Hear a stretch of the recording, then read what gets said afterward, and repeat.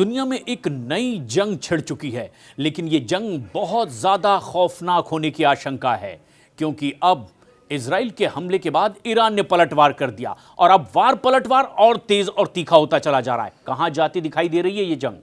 हमारे सहयोगी सैयद मुर्तजा इस वक्त हमारे साथ मौजूद है। मुर्तजा, जिस तरह की अब ये पलटवार हो रहे हैं, ऐसे हथियार अब इस्तेमाल होंगे शायद जो इससे पहले के जंग में नहीं हुए। क्या अंजाम दिखाई दे रहा है इस जंग का? क्योंकि थमने वाले नहीं, किसी के रोकने से रुकने वाले भी नहीं, ऐसा दिखाई देने लगा है। देखिए, पहले दिन का ही जो अपडेट वो ये है कि पहले दिन की जो युद्ध हुआ है, पहले जो इजराइल से हमले हुए, फिर ईरान से हमले हुए, इस दौरान जो बड़ी खबर जो है वो ये भी है कि ईरान की तरफ से दावा किया गया है कि उन्होंने 2 जहाज गिरा दिए हैं इजराइल के, जब वो एयर स्ट्राइक कर रहे थे तेहरान या बाकी इलाकों के ऊपर। और ये इनमें से एक जहाज F-35 बताया गया है, जो एक स्टेल्थ विमान है। हालांकि ये दावा है और इसमें सच्चाई अभी तक हमें नहीं मालूम। ये ईरान का दावा है और एक पायलट को पकड़ने का भी दावा किया गया है। लेकिन इससे बड़ी खबर ये भी है कि अब ईरान ने यूरोप के देशों को धमकी दे दी है कि आप बीच में ना कूदें। ये इजराइल और ईरान का मामला है और इसमें अब उसने ब्रिटेन और फ्रांस को कहा है कि वो इस पूरे झगड़े से दूर रहें और इजराइल की मदद करने के बारे में सोचे भी नहीं। और ये सबसे अहम बात है, क्योंकि अब ऐसा होगा नहीं, ये भी तय है कि सिर्फ 2 ही देश लड़ेंगे, क्योंकि अमेरिका की भूमिका इसमें साफ साफ देखी जा रही है। और जिस तरीके से डिफेंस सिस्टम अमेरिका का था, इजराइल पर जब पलटवार हुआ तो वो भी नाकाम ही साबित होता दिखाई दिया। इसका मतलब बहुत गहरे हमले होने वाले हैं। ईरान ने करीब 150 मिसाइल फायर की हैं पहले राउंड में। बिल्कुल। और 150 मिसाइल को रोकना जो है वो अगर हम देखें तो वहां पर इजराइल के अंदर थाट सिस्टम है, एरो सिस्टम है, डेविड स्लिंग है और जो आखिरी टर्मिनल स्टेज में के लिए उनके पास आयरन डोम भी है। बिल्कुल। तो अब ये जो सिस्टम जो है ये पूरी तरह फेल हो गए। मतलब कि हमने देखा है कि कैसे मिसाइल के इंपैक्ट हुए हैं इजराइल की जमीन के ऊपर, तल अवीव में, और उस जगह पे जहां पर उनका रक्षा मंत्रालय है, जिसे कहा जाता है कि इजराइल का पेंटागन है। और इस जगह पे अगर ईरान की मिसाइल आकर गिरी है और वहां पे हमने देखा जो एक इंपैक्ट हुआ, तो हमने देखा कि उस मिसाइल के गिरने के बाद 2 से 3 मिसाइल जो हैं वो जो एयर डिफेंस मिसाइल थी वो फायर की गई हैं। यानी कि उस जगह को गार्ड करने के लिए खास उस जगह पर एक मिसाइल डिफेंस सिस्टम था और उसको भी तबाह किया गया। बिल्कुल। और ये एक बहुत बड़ा हमला है, क्योंकि ये शायद अंदाजा बिल्कुल नहीं था नेतन्याहू को कि तेल अवीव में इस तरह से सेंटर पर हमला हो सकता है ईरान का, क्योंकि उसके पास थाड मौजूद है, आयरन डोम से वो बचा सकते हैं। लेकिन अगर ये नाकाम हो जा रहा है, इसका मतलब अमेरिका की ताकत भी कम पड़ती दिखाई दे रही है, क्योंकि ऐसे तो दुनिया में कई जगह अमेरिका से लड़ना भिड़ना पड़ेगा, ईरान तभी आगे बढ़ पाएगा। देखिए, यहां पर सबसे बड़ी चीज तो जो जिसकी साख जो दांव पे लगी हुई है, वो ना सिर्फ इजराइल के डिफेंस सिस्टम है बल्कि अमेरिका के भी है। हमने F-35 की बात की जिसको मारने का ईरान दावा कर रहा है। और दूसरी चीज है थाड। जो थाड एक ऐसा मिसाइल डिफेंस सिस्टम है जो वायुमंडल के बाहर जाकर मिसाइलों को गिराता है। मुमकिन है उसने मिसाइलों को गिराया भी हो। 150 में से कई मिसाइल ऐसी रही हो जो उसने वायुमंडल के बाहर ही उसने मार गिराई हो। लेकिन कई मिसाइल हम देखे हैं कि इंपैक्ट हुए हैं तल अवीव के ऊपर और बड़े इलाके में तबाही हुई है। उसकी तस्वीरें हम देखी हैं, वीडियो आए हैं वहां से कि कैसे अब ऐसे मंजर है जैसे हमने देखा है जैसे गाजा में तबाही हुई है कि पूरी इमारतें जो हैं वो जमींदोज हो गई हो, एकदम तबाह हो गई हो।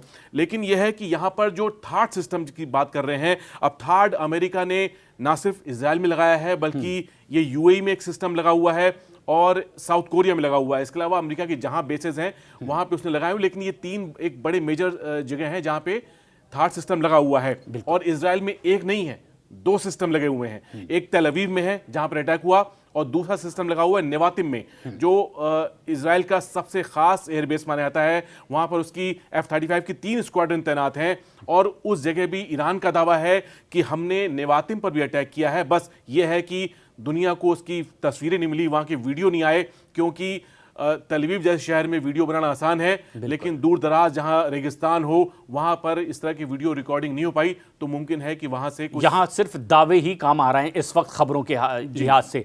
लेकिन जो सबसे खास बात है वो ये है कि अलग अलग तरह के दावे, अमेरिका ने कहा कि आप अभी भी मौका है, आप डील कर लीजिए और इससे ज्यादा हरकत आप आगे बढ़ाएंगे तो फिर जबरदस्त हमले होंगे। क्या यह माना जाए कि अब किसी की नहीं सुनी जा रही, सिर्फ मर्जी की जा रही है और यह वर्ल्ड वॉर में तब्दील होती दिखाई दे रही है?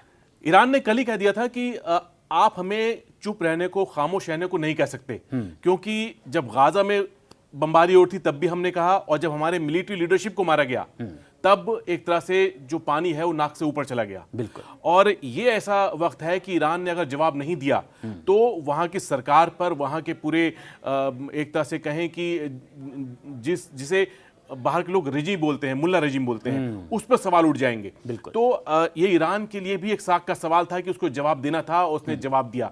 अब ये बात है कि अमेरिका आगे क्या करने जाएगा।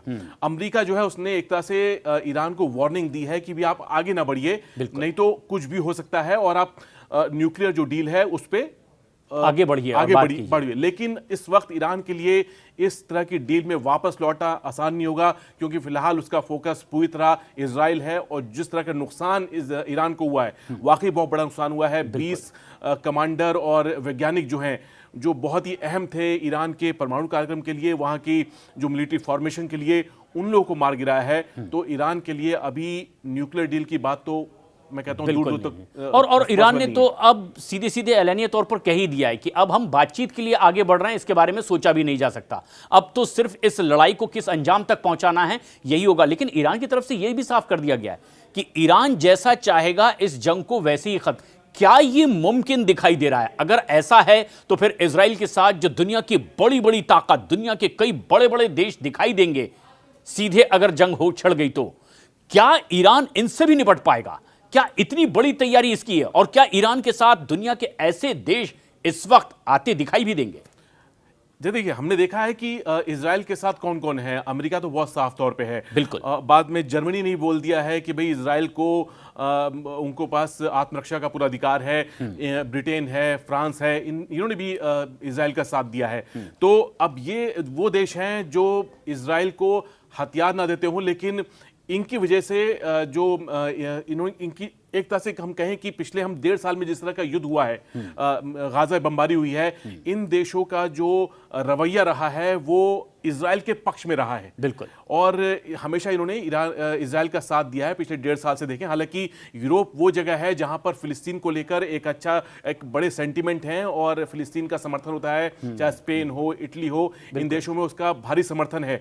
लेकिन फ्रांस, ब्रिटेन और जर्मनी से जिस तरह का रुख आया है इजराइल के पक्ष में, उससे साफ नजर आ रहा है कि इजराइल के पक्ष में अब एक तरह से यूरोप की बड़ी पावर खड़ी हुई है, डायरेक्ट या इनडायरेक्ट बहुत सारे लोग। हाँ, और ईरान के साथ हम कहेंगे कि रूस और चीन, जिन्होंने इस अटैक की निंदा की है, तो एक तरह से वो ईरान के साथ हैं। लेकिन अब यह है कि ईरान क्या करेगा, क्या इसमें ये देश, इन देशों का खिंच पाना, अगर ये युद्ध क्या ये डायरेक्ट इन्वॉल्व हो पाएंगे? हाँ, ये हो सकते हैं, क्योंकि अगर कल को ये होता है कि अमेरिका की तरफ से इजराइल की कोई मदद की जाती है, हाँ। तब खाड़ी में करीब 40 अड्डे हैं अमेरिका के, जहां पर उसकी सेना तैनात है। चाहे ये यूएई हो, कतर हो, जहां का अल उदैद एयरबेस है, अल-दाफरा यूएई में है, बहरीन है, कुवैत है। अब यहां पर ऐसे बेस हैं जहां पर अमेरिका की जो मौजूदगी है, सैन्य मौजूदगी है, वो बहुत बड़ा फैक्टर है ईरान की सुरक्षा के लिए भी। तो ईरान जो है इनको पर मिसाइल दागेगा। और एक बात यह अहम यह है कि कुछ साल पहले जो है अमेरिका के एक बड़े कमांडर ने कहा था कि ईरान के पास 3 से 5 हज़ार ऐसी मिसाइल हैं जो इजराइल पहुंच सकती हैं, मतलब कि इंटरमीडिएट रेंज या उससे ऊपर। बिल्कुल। अब ये रेंज ऐसी होती है 1500 किलोमीटर से ऊपर की। अब ईरान के पास ऐसी 3 से 5 हज़ार मिसाइल हैं। पहले राउंड में उसने 150 मिसाइल दागी हैं। तो अब सोचिए कि क्या ईरान इसको सस्टेन कर सकता है, आगे कब तक कर पाएगा। और दूसरी बात यह है कि जो कम दूरी की मिसाइल हैं, शॉर्ट रेंज बैलिस्टिक मिसाइल, वो भी बड़ी तादाद में हैं, जो 300 से 700 से 800 किलोमीटर तक होती हैं। और ये वो रेंज है जिसमें अमेरिका के बेस आते हैं ईरान से करीब, यानी खाड़ी देशों के भी। और ईरान के पास इतनी मिसाइलें, जैसा कि आप बता रहे हैं, कि ये पूरे इजराइल को कवर करती है, मतलब उसका कोना कोना, चप्पा चप्पा उसकी रेंज में आ सकता है। लेकिन अब ये वर्ल्ड वॉर में तब्दील होते चली जा रही है जंग, ये इस बात पर भी क्या डिपेंड करेगा कि क्या सीधे सीधे और कितना एक्टिव होता है इसमें अमेरिका, उस पर ही क्या डिपेंड करेगा कि रूस और चीन जैसे बड़े देश कितने डायरेक्ट और इनडायरेक्ट इसमें इन्वॉल्व होंगे। देखिए, जो इलाका है, जो अगर हम स्ट्रेटेजिक लोकेशन कहें ईरान की, तो बहुत ही ख़ास जगह है। अब ये वो इलाका है जहाँ से दुनिया का हम कहें कि 1/3 करीब तेल जो है वो निर्यात किया जाता है। इराक है, सऊदी अरब है, कुवैत है, कतर है, यूएई है। अब ये वो जगह है जिनका तेल जो है जो एक्सपोर्ट होता है तो वो एक गलियारे से निकलता है जिसे पर्शियन गल्फ और गल्फ ऑफ ओमान जो है उसके बीच में एक जगह है जो गलियारा है, उसको बोलते हैं स्ट्रेट ऑफ हॉर्मुज। अब ये इतनी छोटी जगह है, इतनी पतली जगह है समुद्र की कि करीब 50 कम से कम इसका सबसे छोटी जो दूरी है वो 50 किलोमीटर रह जाती है और उसमें भी 3 से 4 किलोमीटर का जो फासला है जहां से बड़े जहाज गुजर पाते हैं, मतलब कि उनको बहुत संभल के निकलना पड़ता है, नहीं तो फंस जाएंगे समुद्री तल के ऊपर अंदर। तो अब इतनी दूरी पर अगर ईरान जो है कुछ ब्लॉकेट लगाता है, जिससे जैसे कि खबर आ रही है कि ईरान कह रहा है कि अगर बड़ा हमला हुआ तो हम कोई भी कदम उठा सकते हैं, वो स्ट्रेट ऑफ हॉर्मुज में उठा सकते हैं, मतलब ब्लॉकेट होगा और तब तेल की सप्लाई रुकेगी और तेल की सप्लाई रुकेगी, दुनिया में तहलका मचेगा इस बात के लिए और उनको अपनी स्थिति साफ करनी पड़ेगी कि इस वक्त वो क्या स्टैंड लेते हैं। लेकिन जिस तरीके की स्थिति अब साफ कर दी गई है खामनेई की ओर से, क्या वहां पर जो एक निर्वासित प्रिंस पहलवी हैं उनकी भूमिका, जब कुछ दिन पहले वो जाकर के नेतन्याहू से भी मुलाकात करते हैं और आज अब वो कह रहे हैं कि तमाम लोग ईरान के इनके खिलाफ खड़े हो जाएं क्योंकि इनकी जिद की वजह से, एटॉमिक जिद की वजह से पूरा का पूरा ईरान इस वक्त खतरे में आ चुका है। एक्सटर्नल सपोर्ट के अलावा इंटरनल सपोर्ट की क्या स्थिति दिखाई दे रही है और तभी यह तय होगा कि क्या यह वर्ल्ड वॉर में तब्दील होती दिखाई दे रही है जंग, या फिर हार जीत का फैसला भी हो जाएगा। देखिए, ईरान में जो है बहुत कम तादाद में ऐसे लोग हैं जो शाह रजा पहलवी जो 1989 से पहले के बिल्कुल वहाँ सरकार में थे और तब जब इस्लामिक क्रांति हुई तब उनको हटा के खुमैनी आए और तब वहाँ पर नई सरकार बनी। तो उस दौर के कुछ लोग हैं या कुछ ऐसे पॉकेट्स में लोग हैं जो आज की मौजूदा सरकार का वहाँ विरोध करते हैं, लेकिन ये ऐसे नहीं है कि इसको आप किसी ईरान की सरकार को उखाड़ फेंकेंगे। हाँ, अमेरिका की तरफ से या वेस्ट की तरफ से हमने देखा है कि चाहे वो लीबिया हो, चाहे वो सीरिया हो, ऐसी जगहों पर दूसरी ताकतों को बढ़ावा देकर वहाँ की सरकार को अस्थिर किया गया है। हमने ये चीज़ लीबिया में देखी जब गद्दाफी को मारा गया और हमने सीरिया में देखी जब बशर असद को हटाया गया और जुलानी के समर्थन में हमने देखा पूरा यूरोप आया। और ट्रंप भी मुलाकात किया जुलानी वही है जो ISIS के आतंकी थे एक जमाने में और उनके ऊपर करोड़ों रुपए का इनाम था। तो अब आज अमेरिका इन्हीं के साथ हाथ मिला रहा है, वही सीरिया में सरकारें बैठे हुए हैं। अब यह है कि रजा पहलवी जो हैं वो शाह के ही ख़ानदान से हैं और अब उनको अगर आगे बढ़ाकर अमेरिका, इजराइल या वेस्ट अगर चाहता है कि ईरान में कुछ हासिल करेगा तो ये उसका ख्वाब है। ईरान का जो पूरा एक हम क्या कहें सोसाइटी जो है वो इतनी ज़्यादा हम कहें कि इतनी ज़्यादा ग्राउंड लेवल पर वो मौजूदा सरकार के साथ जुड़ी हुई है कि इन लोगों के साथ जिसे कहते हैं कि नो रूम लेफ्ट वाली बात है। और पिछले 30-40 सालों में ऐसा नहीं हो पाया है, अब मुमकिन ऐसा लगता नहीं। अब ये जो बात आ रही है कि तेल अवीव के बाद हाइफा और कुछ ऐसे बड़ी जगह जो अब निशाने पर होंगे, क्या ये माना जाए कि ईरान ने वो पूरी तैयारी कर ली है कि अब इतना बड़ा हमला किया जाए इजराइल पर कि वो फिर पलटवार की इस तरह की पोजीशन में ना आ सके, और क्या ये बहुत जल्द और बड़े हमले होने जा रहे हैं? ईरान के लिए सबसे बड़ी बात है कि वो उसे अब खुद को भी सस्टेन करना पड़ेगा, एक अगर लंबा युद्ध लड़ना है उसे, और उसे जो भी वो टारगेट करता है इजराइल में वो उसे इस लेवल तक रखना पड़ेगा ताकि ये युद्ध एक दायरे से बाहर ना जाए। मतलब कि ये समझ लिए कि ईरान नहीं चाहेगा कि इसमें अमेरिका शामिल हो, बिल्कुल शामिल वो नहीं चाहेगा। वो चाहेगा कि ये चीज अभी 1-to-1 ही हो और इजराइल से उसका सीधा सामना हो, बीच में अमेरिका ना आए क्योंकि तब उस पर दबाव बढ़ेगा। अब यह है कि इजराइल को वो किस तरह ज्यादा डेंट कर सकता है। तो हाइफा इसलिए टारगेट पे है क्योंकि हाइफा वहाँ की एक इकोनॉमी के लिहाज से बहुत खास सिटी है, पोर्ट सिटी है, और जितना आयात निर्यात होता है वो हाइफा के जरिए होता है, चाहे यूरोप हो चाहे अमेरिका हो। तो वो एक ऐसा सेंटर है, अगर उसको टारगेट करता है ईरान तो इजराइल को एक बड़ा नुकसान हो सकता है। और ये कुछ खास ठिकाने हैं जो उसने पहले ही टारगेट पर ले लिए। लेकिन अब सबसे खास बात यह है कि जिस तरीके से ये जंग आगे बढ़ती दिखाई दे रही है, ट्रंप की बात ईरान नहीं मान रहा, वो कह रहे हैं कि रुक जाइए और डील पर आगे की बात कीजिए। इन्होंने साफ कर दिया है कि अब तो एटॉमिक डील नहीं होगी क्योंकि उसके अपने इरादे हैं और अब वो उसी दिशा में आगे बढ़ेगा। अब इजराइल इस कंडीशन में किस तरह की तैयारी से आगे बढ़ता दिखाई देगा? क्योंकि नतांज जैसे ठिकानों पर अगर हमला कर रहा है वो, तो क्या उसने मैसेज बिल्कुल साफ दे दिया है कि ये वॉर यानी कि एटॉमिक वॉर और ये उसी तरफ बढ़ेगी? इजराइल कोई मौका नहीं छोड़ेगा इस वक्त। हाँ। इजराइल को ये जो मौका मिला है अटैक का, वो चाहेगा कि वो पूरी तरह नेस्तनाबूद कर दे ईरान के परमाणु कार्यक्रम को और उसके मिसाइल, बैलिस्टिक मिसाइल, जो भी उसका जो स्टोरेज फैसिलिटीज हैं। ये बात नेतन्याहू कह चुके हैं कि ये हमारे दो बड़े टारगेट हैं। एक ईरान की मिसाइल का पूरा गोदाम, जिसे आप कह सकते हैं, चाहे तो मिसाइल सिटी बोलते हैं ईरान में, और दूसरी चीज है वहां का परमाणु कार्यक्रम।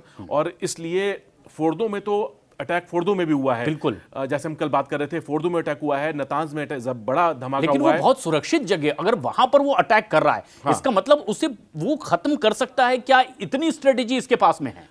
इजराइल चाहेगा कि इसमें अमेरिका कूदे, क्योंकि अमेरिका के बिना उस जैसी जगह को यहां कामयाबी मुश्किल होगी। हाँ, उसके लिए कामयाबी हासिल करना फोर्दो जैसे साइट पर मुमकिन नहीं है अकेले अपने दम के ऊपर। बिल्कुल। अब इससे पहले जब युद्ध, ये हम बातचीत जब अमेरिका और ईरान के बीच शुरू हुई थी, तब एक तरह से दबाव डालने के लिए अमेरिका ने डियोगो गार्सिया में अपने जो B-2 स्टेल्थ बॉम्बर हैं वो तैनात किए थे।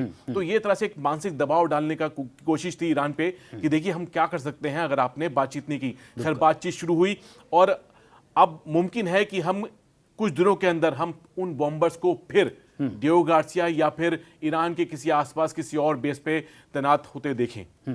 और ये खास बात भी है, और ये नहीं लग रहा कि ये इतनी जल्द किसी भी दुनिया की बड़ी ताकत के दबाव में आएंगे, चाहे वो इजराइल हो या फिर ईरान हो। क्या लगता है मुर्तजा, अब ये कितनी लंबी लड़ाई खींचती दिखाई दे रही है, और इस लंबी लड़ाई का असर दुनिया में किस किस तरह से अब भविष्य में बहुत जल्द पड़ेगा? देखिए, सबसे बड़ी बात जो डिपेंड करती है उस पर कि कौन कितनी ज्यादा वक्त तक इसको सस्टेन करता है।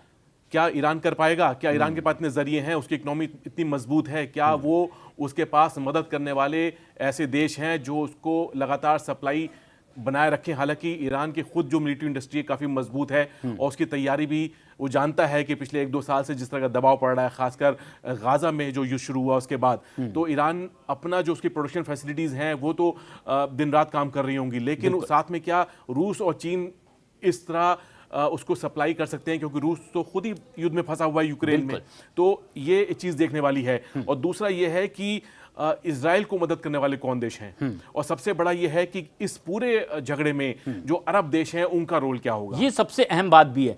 अगर हम ईरान की बात करें, इस्लामिक कंट्रीज का सपोर्ट उसे मिलेगा, ईरान ऐसा मानकर चल रहा है लेकिन क्या यही जमीनी हकीकत है इस वक्त? क्या पूरे इस्लामिक कंट्रीज बगैर नफा नुकसान देखे ईरान का सपोर्ट करने तैयार होंगे, या फिर बैलेंस होगा? जितने भी हम गल्फ कंट्रीज जो बोलें, जो तेल उत्पादक देश हैं, सऊदी अरेबिया है, कतर है, यूएई है, कुवैत है, बहरीन है, अब इनके साथ सबसे बड़ा सवाल है कि अगर युद्ध शुरू होता है तो उनका तो तेल ही इनका ऐसा कारोबार है जो ठप हो जाएगा। हाँ। तो ये नहीं चाहेंगे कि जो युद्ध है वो खाड़ी के आसपास आए, मतलब कि दोनों देश जो हैं इसे आसमान में ही लड़ते रहे आपस में, वो वहां तक तो सहन कर सकते हैं, लेकिन अगर खाड़ी के आसपास कुछ हुआ या समझ लीजिए कि स्टेट ऑफ हॉर्मुज अगर ब्लॉक हुआ तो इन लोगों का धंधा चौपट हो जाएगा और तब जो है बहुत ज्यादा दबाव में होंगे। और ये समझ लीजिए कि इस वक्त जब ईरान ने हमला हुआ तब उस वक्त सऊदी अरब से लेकर तुर्की और कतर सभी देश ने इस हमले की निंदा की, और ये एक पहला सिग्नल है कि उन्होंने कह दिया है कि भाई हम इजराइल के हमलों से राजी नहीं हैं और इसको बंद कीजिए। और क्योंकि इससे सबसे बड़ा नुकसान जो होगा वो इन्हीं देशों का होगा। इजराइल का तो यह है कि दूर से वो मिसाइल से ही हिट कर सकता है, बाकी अगर यहाँ पे कुछ बड़ी चीज हुई तो इन देशों में बहुत भारी तबाही हो जाएगी। लेकिन कितना लंबा वक्फा इसे आप देख रहे हैं, ये जंग जो आगे खींचती दिखाई दे रही है, कितने दिन आगे और चलेगी? ये ट्रंप पे काफी कुछ निर्भर करता है। ट्रंप क्या अब ऐसे वक्त पे, वो दबाव में तो हैं, इजराइल से दबाव में हैं, हाँ। वो क्या ईरान से कुछ ऐसी बात होती है कि क्या वो किसी तरह डील को लेकर क्या ईरान को ऐसा दबाव डालता है कि ईरान मजबूर हो जाए कि उसे एटॉमिक डील करनी ही पड़ जाए? हाँ, या तो मजबूर हो जाए या फिर वो मजबूर कर दे। हाँ, मजबूर इस तरह कर दे कि अगर इस तरह की बात उठ रही है ईरान में कि भाई आप बम बनाइए, वहां पे प्रदर्शनकारी जो हैं बिल्कुल वो जब निकल रहे हैं सड़कों पर तो कह रहे हैं आप बम बनाइए, तो अब ईरान में अगर इस तरह का दबाव पड़ता है सरकार पे कि वो कोई चीज ऐसा ऐलान कर दे जो ट्रंप को मंजूर ना हो या फिर इजराइल को मंजूर ना हो, तब ये चीज देखने वाली होगी कि आगे कहाँ ये चीज जा रही, कहाँ ये युद्ध जा रहा है। बिल्कुल लेकिन अभी जो सूरत हाल है ये बहुत खौफनाक है। मतलब जिस दिशा में भी ये जंग आगे बढ़ती दिखाई दे रही है, क्या कोई सूरत ऐसी आप देख रहे हैं इतनी तमाम कंट्रीज के डायरेक्ट इनडायरेक्ट इन्वॉल्वमेंट के बाद कि ये एक एटॉमिक वॉर में तब्दील हो सकती है और इससे कोई गुरेज नहीं कर सकता? दोनों की अपनी पावर है और दोनों के पास अपना सपोर्ट भी है। एटॉमिक जो हम वॉर की बात कर रहे हैं, तो एटॉमिक वॉर मतलब कि परमाणु बम। बिल्कुल। परमाणु बम मतलब कि परमाणु ब्लास्ट। बिल्कुल। लेकिन ईरान के पास तो अभी बम नहीं है। तो किसके पास बम है? क्या इजराइल के पास बम है? हाँ है। ये अंतर्राष्ट्रीय एजेंसियां कहती हैं कि इजराइल के पास बम है। क्या वो इस्तेमाल करेगा बम? अब इजराइल क्यों इस्तेमाल करेगा? क्या इस तरह की नौबत आ जाएगी कि इजराइल के सर्वाइवल बात आ जाए? ये बड़ी चीज है। बिल्कुल। और अगर वो बम इस्तेमाल करता है तो फिर चेन रिएक्शन होगा। फिर तो उसके बाद कौन बचेगा? बिल्कुल। उसके बाद तो फिर आप समझ लीजिए कि ये पूरा इलाका जो है वो जलने लगेगा। तो लेकिन फिलहाल यह है कि अभी जो हमले हुए हैं उसमें ईरान के परमाणु ठिकानों पर तो हमले हो गए हैं, और वहां पर अगर किसी तरह का भी रिसाव होता है, रेडिएशंस निकलती हैं, तो उससे सिर्फ ईरान को नुकसान नहीं होगा, आसपास के बाकी जो देश हैं उनको भी नुकसान होगा। बिल्कुल। और ये कोई नहीं चाहेगा कि इस नौबत जो है यहां तक पहुंचे। तो ये अभी की ताज़ा सूरत हाल है, लेकिन ये जंग यहीं पर रुक रही है ऐसा फिलहाल दिखाई नहीं दे रहा। ये जंग लंबी चल सकती है। आरोप प्रत्यारोप, वार पलटवार लगातार जारी हैं। अपडेट्स इसमें क्या हैं, लगातार आप देख पाएंगे न्यूज़ 18 इंडिया के इस डिजिटल प्लेटफॉर्म पर। फिलहाल मुर्तज़ा बहुत बहुत शुक्रिया।